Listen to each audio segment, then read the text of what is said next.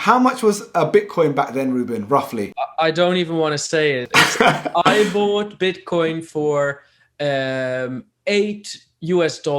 Oh gosh. Yeah, Hi everyone, I'm Mr. Milestone and my channel is all about finding your passion, fulfilling your potential and achieving your goals. Welcome to our Made It series where we interview people from different backgrounds, different industries, and they tell us how they came up to become successful and share their top tips with you. I'm very thrilled today to be joined by a young entrepreneur, a cryptocurrency OG, and a good old friend. Ruben, thank you for joining us today. great. Thanks for having me out. And I love this. Reaching your goals. That's good. Thank you, thank you. Good to hear. So Ruben, could you start off by telling us a little bit about yourself? Yeah, sure. Happy to.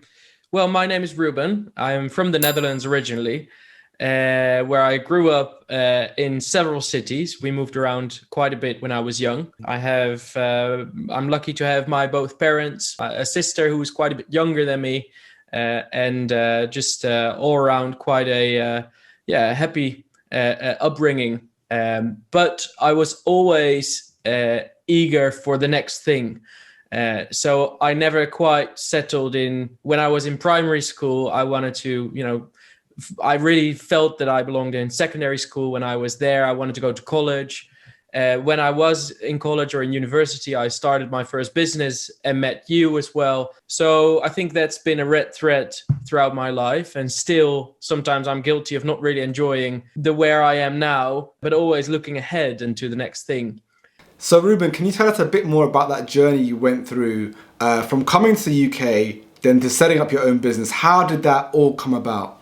So I always had jobs for as long as I can remember. Even before I was legally allowed to have a job in the Netherlands, I was, hustling. That's what I just by nature start doing. During my studies, I felt that, I want to do more. I want to get out there. I want to start something or, get going. So I started working for a digital agency in the Netherlands, where I basically was doing everything and nothing. So I didn't really have a job title, I believe, or at least it changed several times. And I was just eager to pick up anything where I could help out others with. So that took me in a lot of different directions. And one of the things I like doing, we had a company car and I love driving, is, whenever we had guests who needed to go back to the airport, I loved driving them just as a taxi chauffeur. So I drove, Andy and Martin, who you know well, I drove them to Schiphol. They were visiting my company or the CEO of my company, and they needed to go back to London.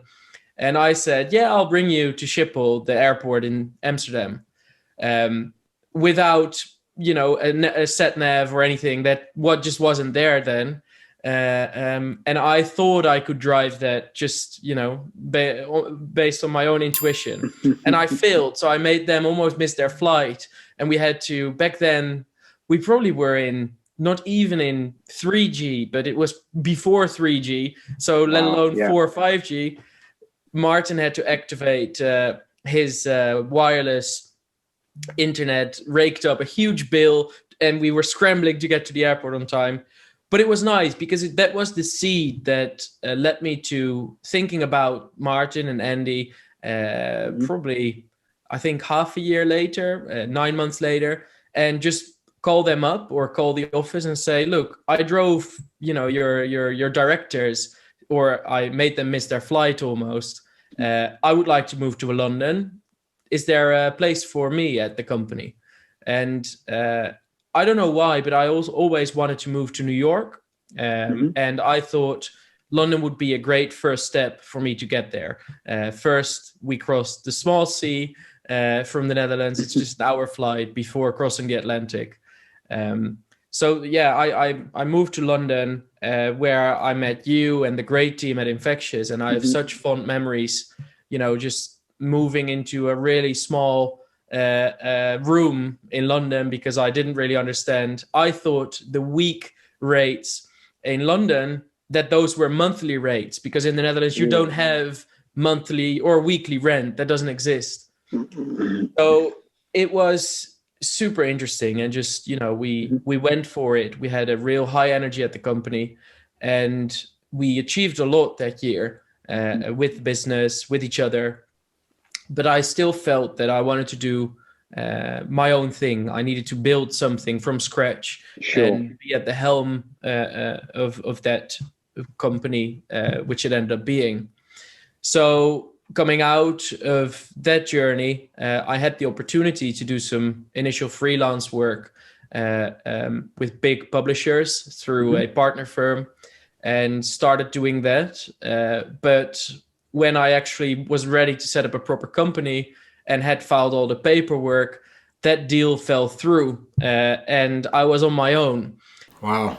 So it was, yeah, there was an interesting time where all of a sudden, I felt that I was going to be an entrepreneur in a very comfortable setting, just with, a client already secured and some revenue coming in. So I gave up everything, and all of a sudden I was there on my own and had to, to hustle to try and make it work. But I think back on those times with a huge amount of fondness, because things fell through. There wasn't any reserves, and I really just had to make it work. And I believe strongly that instinct kicks in at that point, and you just make it work. So I was very Make it work. make it work, yeah, make it work.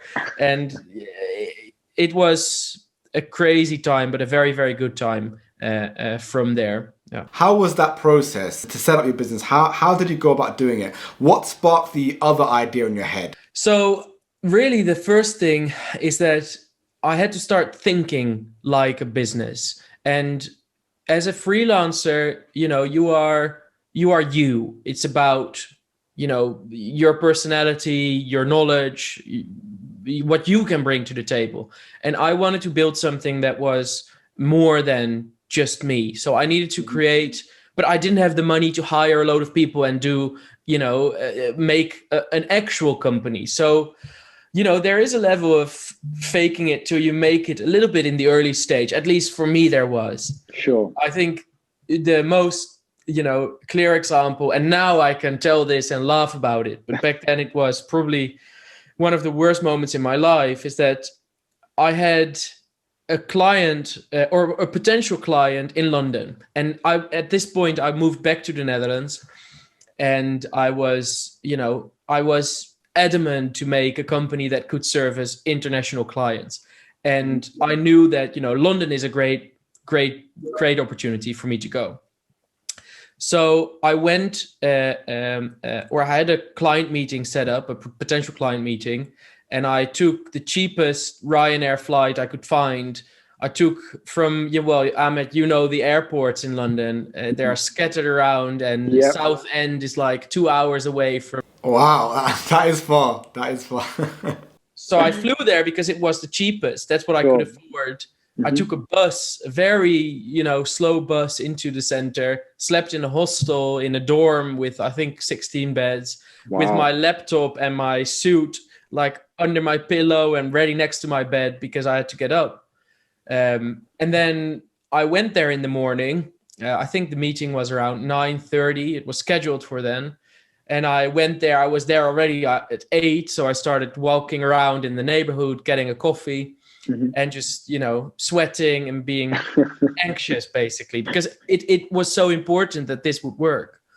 And then I remember very well, I got I almost pretended to this person and his PA that, I work from London all the time, so it's no worry, I can pop in. But actually, for me, it was a huge undertaking to be there for a meeting. But then I got an email saying, well, Ruben, we have to push the meeting to another day. Something came up. Can you suggest some times for next week?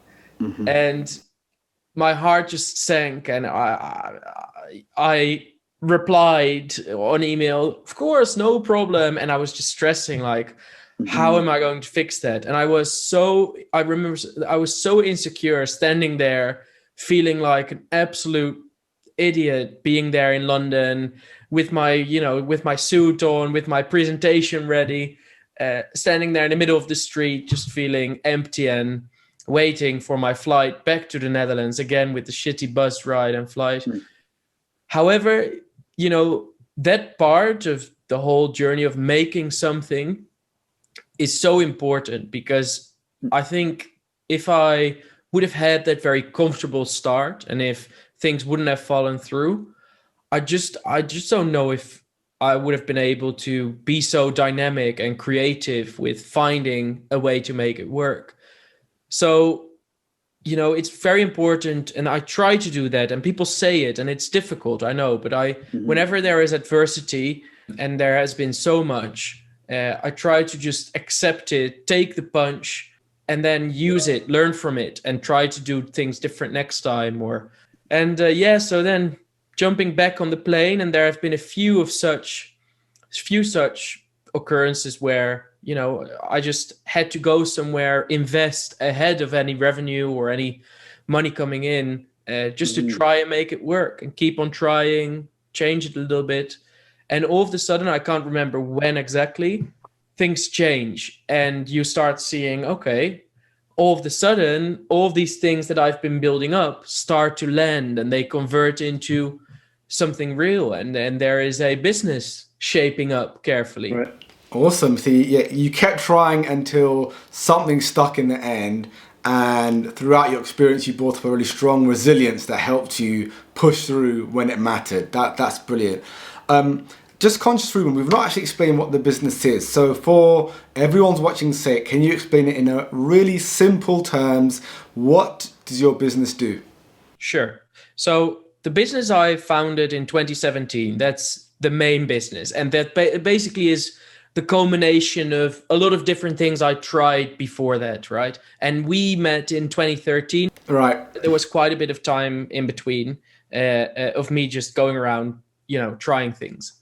But in 2017, I was ready to do it properly. And I'd built up, some liquidity to invest properly. So Digital Decisions, what we did and still do for clients is that we work for large advertisers. So, the companies we all know, Unilever, Heineken, Nestle, those companies. And those companies invest a huge amount of money across the world in advertising, whether it's on TV or billboards outside or on Facebook or Instagram, you name it. And these companies struggle to keep track of what they are actually investing across the world. And it's such a large amount of money, billions of dollars, that there is, it's important to keep track of what you're actually buying, and if there's ways to do it better. So I had heard of a company called Ebiquity that provides media auditing services to clients, and they were very well known for doing providing this service for TV advertising and radio advertising. Let's say the analog channels, so not digital channels. Sure. And I was inspired by that, and I thought, that maybe there's an opportunity as a digital specialist or a digital native to build a similar company, really focused narrowly on digital. Because digital is growing. I mean, we all know that it's exponential. It's crazy.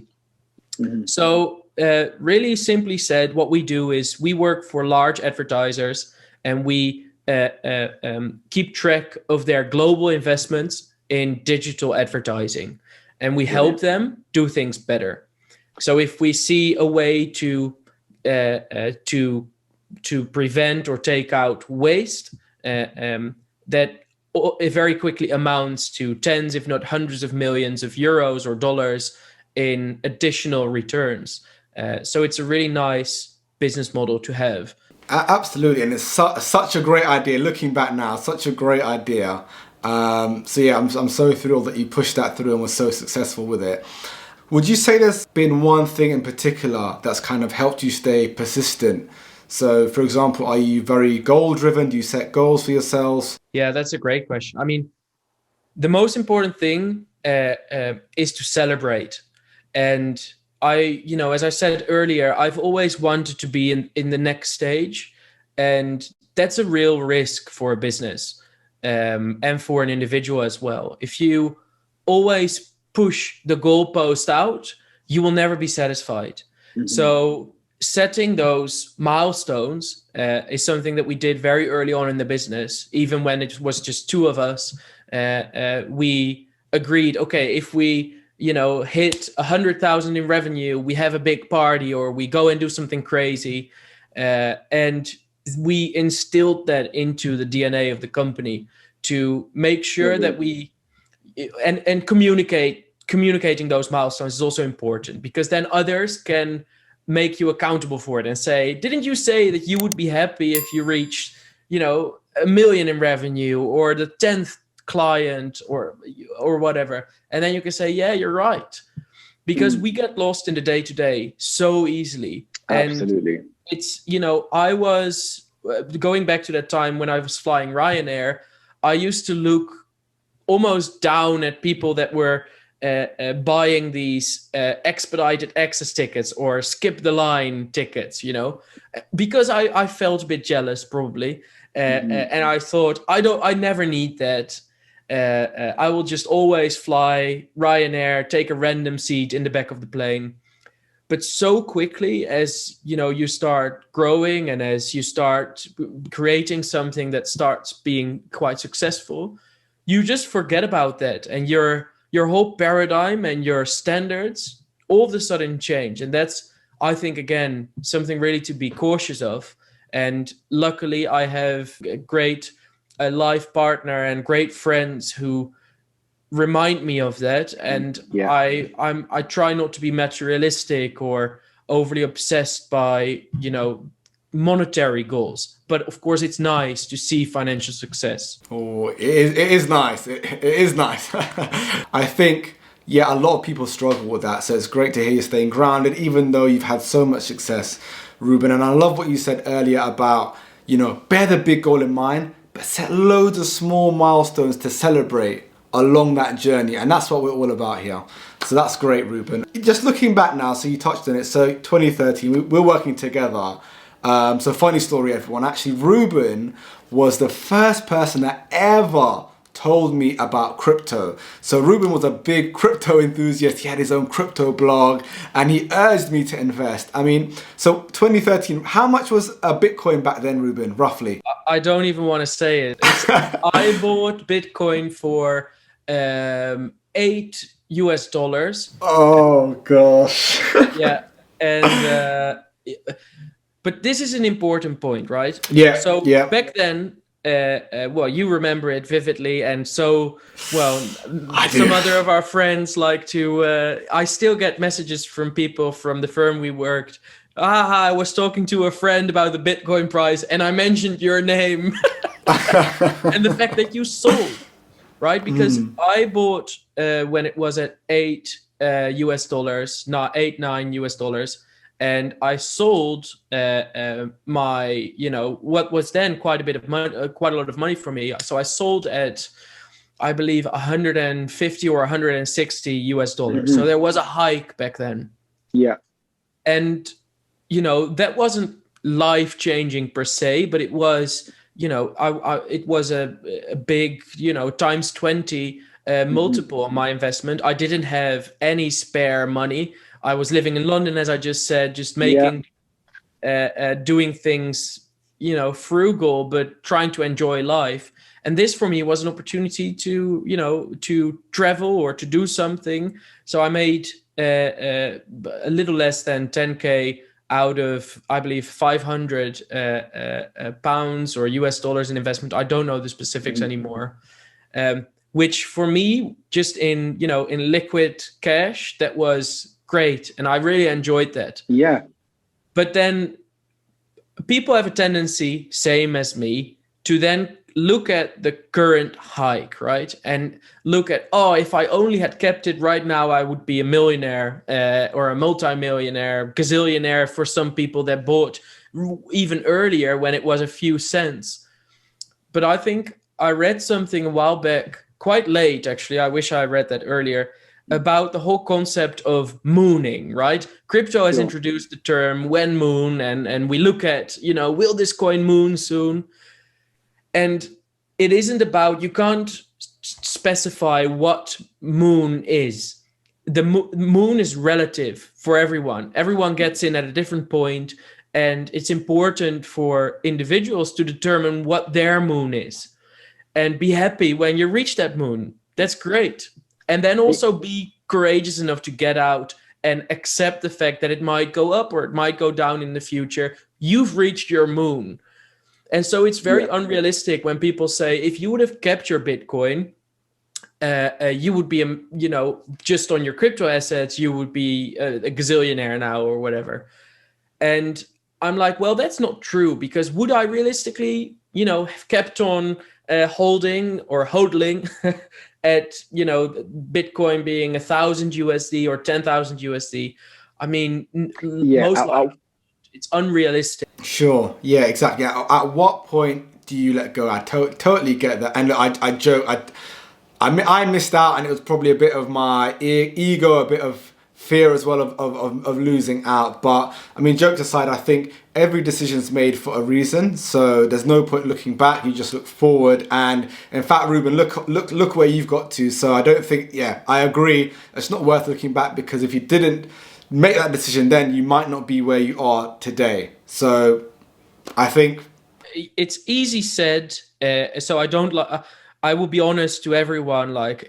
I know that's true, and I say it, but of course, there's always a part in me that also has what you say, the fear of missing out, and it's just natural to us. Yeah, and we have to accept the fact that we are, I think, very instinct driven, and we are basically a bunch of bones, meat, and hormones, and then we have something special that makes us human. But these feelings, jealousy, FOMO, or anger, or sadness, it's part of life, and we can also just accept the fact that it's there. You don't always have to fight it, and that's true for FOMO and for all other emotions that we experience. But yeah, that's important.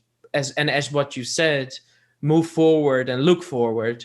That's something that took me a very long time to be able to start to do, to not constantly live in the past about, I could have done that better, or I have made this mistake, and I've made so many, but look forward and look at tomorrow. What are we going to do?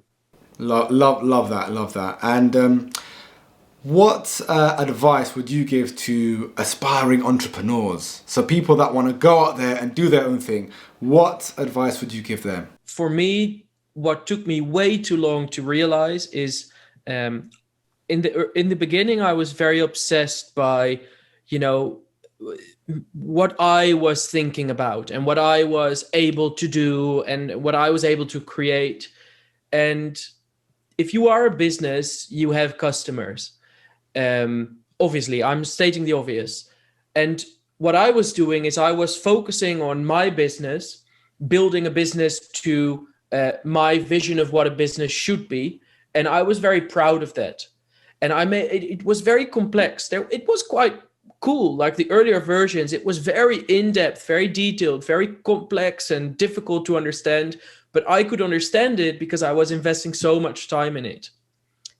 But actually, my customers, my clients, there was a big mismatch between what I was creating and what they were looking for. Mm-hmm. And once I started realizing that my clients have personal objectives and goals and things they like and things they don't like, and they have objectives in their role. They have a manager and they have KPIs, they have performance reviews. Mm-hmm. So once I started in anything I did or anything we do as a business, started applying the framework of thinking, how can we make our clients shine? What's in it for them? How can we make them do such a much better job and really become stars in their company? That just, day and night in terms of how much momentum we started gaining then, because we let go of this sort of insular focus on what we were trying to build.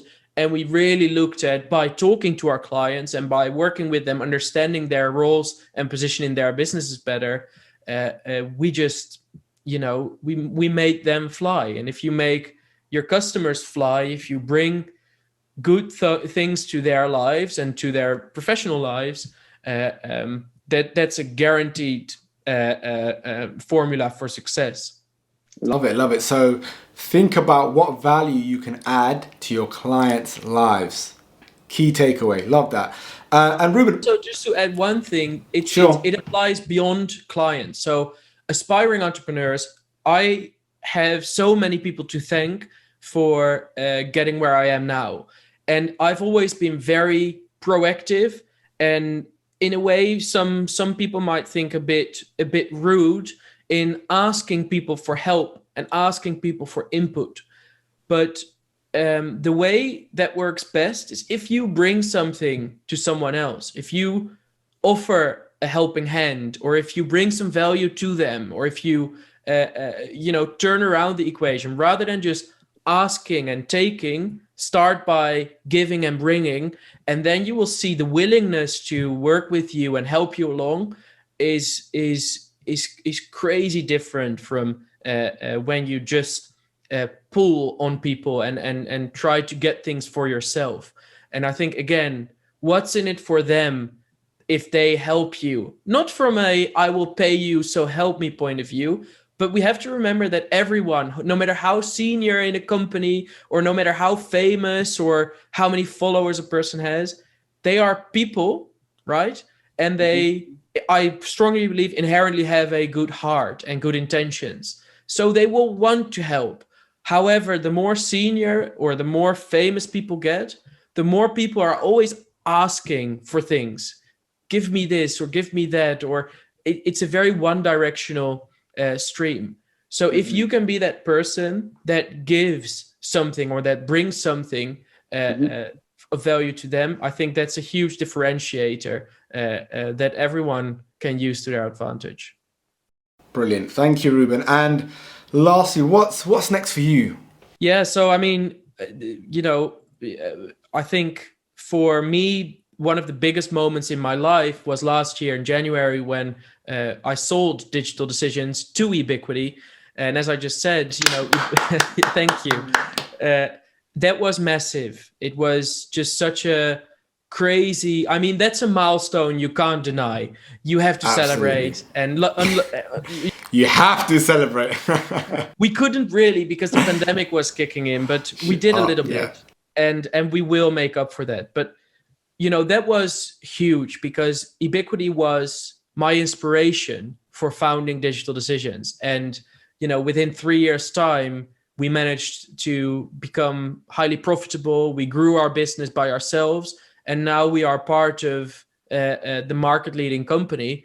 And it's just a great journey. The integration is going well. And I love the people. I love the clients and the work that we get to do.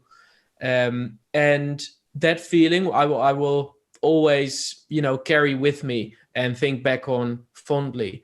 I am now a Chief Product Officer at Ebiquity, which is also, a dream come true in terms of the function for such a big company that is publicly listed. And I'm very dedicated to the company and to my team, which is now the entire Ebiquity group of staff, and work together with great people every day. So we keep on building, we keep on bringing good things to clients and also to our staff, make sure that people are happy in their role, that they are challenged, that they learn. And yeah, that's what I try to focus on. Brilliant. That's so inspirational, Ruben. Thank you so much for sharing. How can people find you if they want to find out more? Where can people find Ruben online? Well, I'm difficult to find online because I don't use social media except for LinkedIn. So people are welcome to connect with me there. And but I don't have Instagram or Snapchat or any of these platforms. I think I missed the boat a bit on that, and I'm happy with that. Yeah, just the last thing I would say to people is, for me, it's been quite a struggle trying to find, what am I doing on this planet? What is my purpose? And I still haven't found the answer.